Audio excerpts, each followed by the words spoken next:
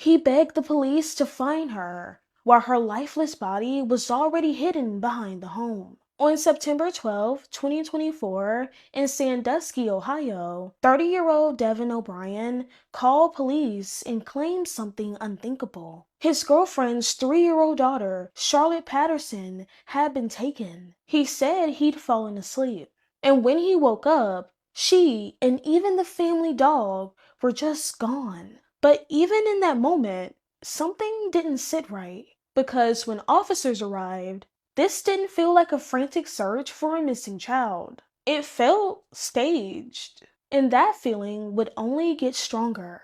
Police began looking around the property, focusing on the small mobile home and the shed behind it. It was close, too close to overlook. Inside that shed, on a high shelf, they found a black tote bag, and inside that bag was Charlotte.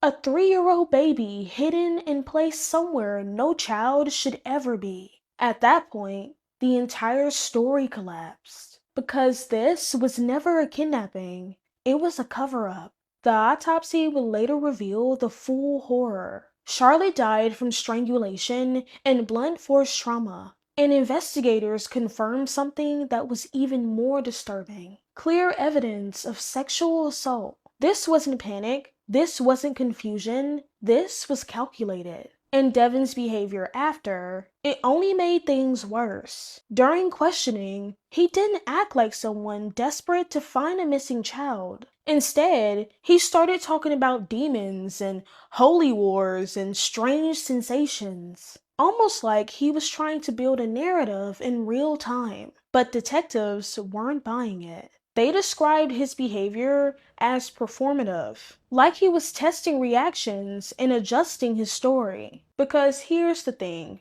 people in genuine distress don't carefully construct stories. They break. And Devin didn't break. He pivoted. First, it was a kidnapping, then vague accusations, then the supernatural explanation, and none of it, and I mean none of it, made sense. And the biggest problem?